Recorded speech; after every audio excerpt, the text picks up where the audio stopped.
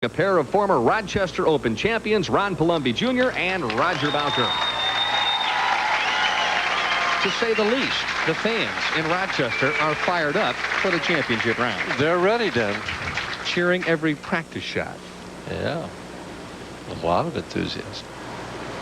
Great crowds all week, tremendous pro-am, and great support each and every year from the local media in this event. Roger Bowker's opening shot. Ooh, not the way you want to start things. And that's what we saw in practice all the time. The left lane hooking a little earlier, right in the middle of the lane, going high. This time leaving the Greek church, the 4, 6, 7, 9, 10.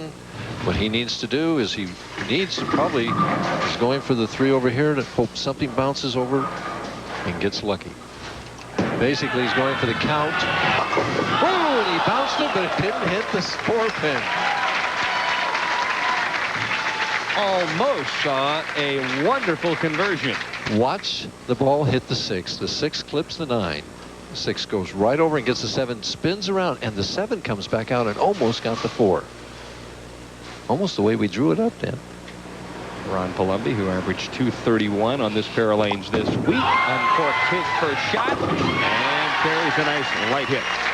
The right lane was holding pocket all during the practice. It's the left lane that presents the problem because it hooks earlier and goes high. Just sits there right on the nose. How do you combat a lane like that, Mike? How do you play it? There's a number of different ways. You can move more left with your feet, creating more angle through the heads. You can do it with speed. You can do it with ball surface, or just simply trying to give the ball more room to the right.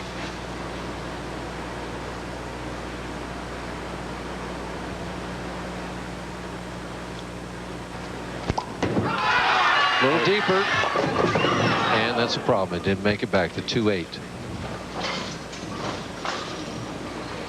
Not an easy spare. He'll probably shoot this off his strike line. Most of the pros, especially the young pros nowadays, at all spares just throw harder and straighter right at him.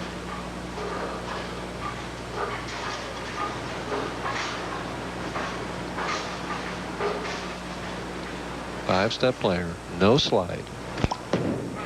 Off his strike line. Nice shot. Was looking for the double to really take advantage of the open frame by Bowker in the first, but nevertheless takes an early lead. Right. And you notice that Ron didn't throw hard and straight at that spare. Because he had the back pin, he wanted to try and hook it in. He'd have that ball carry out the 8 pin also. Bowker pulls the trigger on the right-hand lane. Ball hooks up nicely and holds pocket, so he has a strike on 34. And he moved further outside on that shot, then. He got out closer to the first arrow. The one-hand approach. He's done that since 1980, just holding it out here by himself without the other. 5 steps, kind of just controls the swing all the way through. Hits right in here, shoulder high, backswing.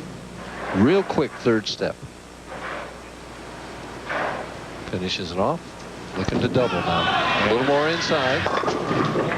One more time, high on the left-hand lane. So after the adjustment, 2 shots and 2 balls riding high. Yeah, we can see nobody's hit the pocket on 33 yet. Now Kelly Kaufman, when he was practicing, seemed to be able to hit both lanes.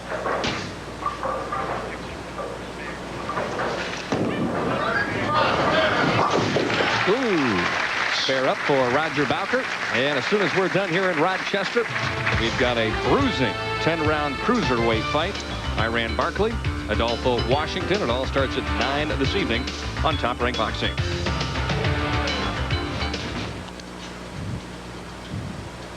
Palombi back on the good lane.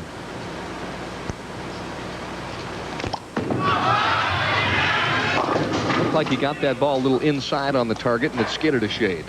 You know, he doesn't have a slide anyway. And normally when a bowler goes into a slide, that gives him the time to come through the shot. Ron is a unique athlete, and he is a tremendous, he's a good football player, basketball player in high school. And unique in that he can take that no slide and still get through the ball so cleanly and so powerfully.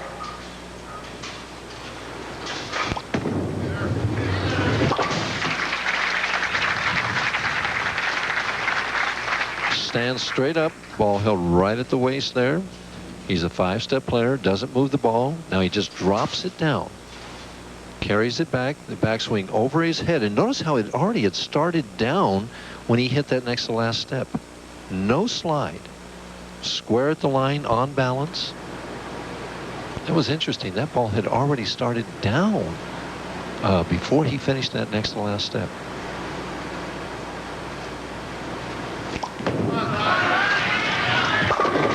Ooh, that looked like a very good shot at about 45 feet, and then he was just praying for that ball to hold pocket when it got to 60 feet. He thought it was dead flush. He was, you know, it just kind of snapped right at the last second to leave the 4-7. Would this be a pair of lanes, Mike, where one of the professionals would throw one ball on one lane and use another on the other? It's entirely possible.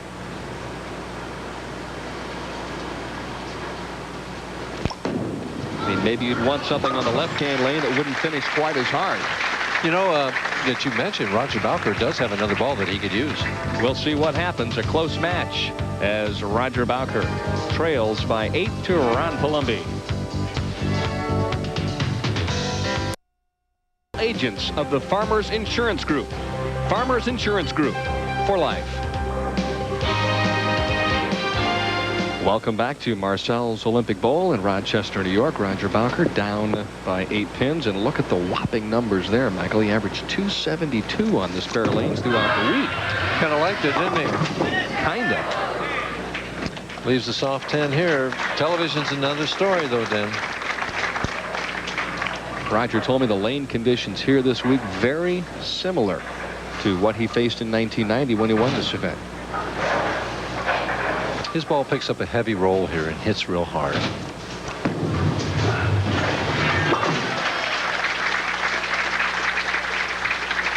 Well, we see no doubles yet, only a couple strikes, 9 pins the difference. Palombi's got him. Roger, the oldest player on the telecast, 3 titles, 5'8", 170. Coaching that magic 40, huh, Dan? What that graphic doesn't explain is the fact that he's already won 15 PBA regional titles, and as you told me just prior to the telecast, he's finished second 27 times on the regional tour. So that means 42 times he's bowled for the title in regional programs. Unbelievable. Yeah. Finally gets an X on lane 33, so that could be a key strike in this match. Plus now, see, he'll be going back to his good lane to try and get that double.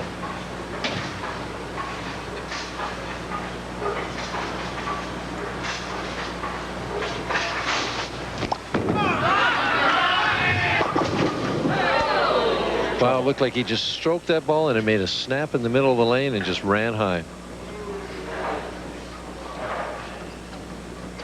Ron looks so good bowling all the time. Between the second and third arrows, now watch it grab real quickly right here. And boy, it had no chance.